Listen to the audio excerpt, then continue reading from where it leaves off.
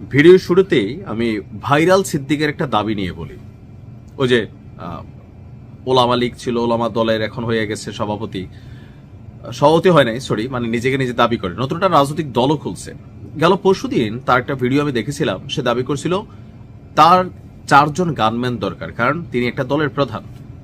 তো তার দাবিটা শুই না, তখন মনে হয়েছে যে আমরা হাহারি এক দিছি। কিন্তু যদি আপনি রাজনৈতিক প্ল্যাটফর্মে রাজনৈতিক পয়েন্ট অফ ভিউতে ভাবেন, যদি তার দল নিবন্ধন পায় তাহলে রাষ্ট্র তাকে প্রটোকল দিতে হবে কেন সেই দলটির চেয়ারম্যান।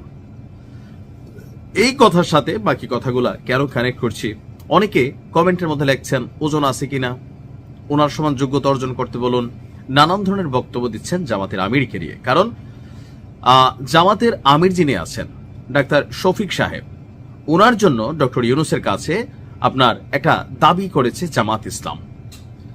এই দাবিটার পেছনের প্রেক্ষাপট হচ্ছে কোনটা, এতদিন কিন্তু এই দাবিটা ছিল না।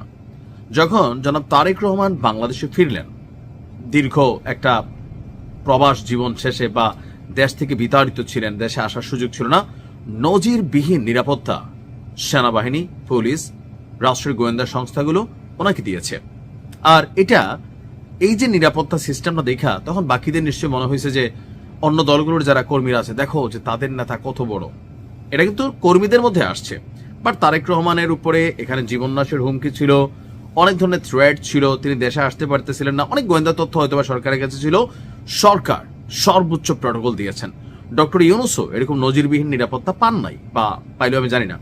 এখন এগুলো দেখা যে আমাদের কাছে মনে হয়েছে যে তারেক রহমানের জীবন, তিনি দলটির চেয়ারপারসন বা বেগম খালেদা জিয়ার পুত্র, সেই হিসাবে যদি এরকম পায় তাহলে আমাদের আমির সাহেব দোষ করছে কি? তো তাদের দাবি হচ্ছে যে তারেক রহমান এখন যখন সারা বাংলাদেশের বিভিন্ন জায়গায় যাচ্ছেন, ওনার বাড়ি থেকে শুরু করে সবকিছুতে রাষ্ট্র যে প্রটোকল দিচ্ছে, নিজস্ব সিকিউরিটি বাহিনী তো আছেই, সেই প্রটোকলের সমান জামাত আমিরকে দিতে হবে। এখন তাদের এই চাওয়াকে অযৌক্তিক, শতভাগ যৌক্তিক। কেন যৌক্তিক? কারণ জামাতও একটা বড় দল, এই মুহূর্তে ক্ষমতায় যাইতেও পারে। মাঠ পর্যায়ে নির্বাচনের বিভিন্ন রেজাল্ট বলছে যে জামাত অনেক দূর এগিয়ে আছে ইউনিভার্সিটি লেভেলে। তো সেই ক্ষেত্রে ডাক্তার শফিক সাহেব তিনি তার জন্য নিরাপত্তা চাইতেই পারেন। তবে তারেক রহমানের সমান, এইটা আমার কাছে মনে হয়েছে যে একটু ভেজাল। এবার আসেন, ওই যে সিদ্দিক 4জন চাইছিল, সিদ্দিকের সাথে তার যেই কি বলা হয় যে ধরেন দাবি তার প্রাণের নিরাপত্তা, কারণ সে মাঝে মাঝে এমন কাহিনী করে, তো সেই ক্ষেত্রে তার পাবলিক ধাওয়া টাওয়া দেয়, একবার মাইরু খেয়ে আসছে, তো এরপর থেকে তার নিরাপত্তা দরকার। জামাতের আমিরের জন্য ততটুকু নিরাপত্তা দরকার যতটুকু উনি মনে করেন এখন অমুকের সমান আমাকে দিতে হবে। এর আগে আমার কেন লাগলো না? জামাত আমিরের জীবনের প্রতি কোনো থ্রেড আসছে? যদি থাকে সেটা আলাদা। এখন তারেক রহমানের সমান কেন? একটু বেশি চান। আমি যে জায়গাটাতে বলছি, বাংলাদেশের রাজনীতিতে এই জিনিসগুলো থেকে আমরা বের হইতে পারি নাই, বের হওয়া দরকার। জামাত আমিরের নিরাপত্তার জন্য রাষ্ট্রকে প্রটোকল দিতে হবে। এখন একটা রাষ্ট্রের দোষ দেখেন, ইউনূস সরকারের একটা জায়গায় তো ডিস্টারবেন্স আছেই, যে ক্ষেত্র বিশেষে মানে যে বেশি শক্ত, মানে বাঙালি জাতি তো, তাই না, তো ওনার কাছে ভক্ত হইয়া যায়। এখন ডক্টর ইউনূস সরকারের কাজ হচ্ছে কি, তিনি নিউট্রাল একটা গভর্নমেন্ট সিস্টেম পরিচালনা করছেন। তো সেই ক্ষেত্রে সমতা রাখতে হবে। তিনি আসলে কোথাও সমতা রাখছেন?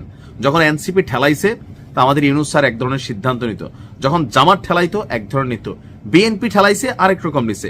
উনি ওনার যে নিরপেক্ষ অবস্থান অনেক আগে হারাই ফেলছেন, এনসিপির তিনি তৈরি করছেন ব্যাকগ্রাউন্ড থেকে, তো আর আওয়ামী লীগের দৌড়ের উপর রাখছে। রাষ্ট্রপ্রধান যিনি হবেন তার কাজ হচ্ছে সমতা বিধান করা, অর্থাৎ একটা ক্রাইটেরিয়া থাকবে। এখন জামাতের এই চাওয়া কি অযৌক্তিক? অযৌক্তিক না।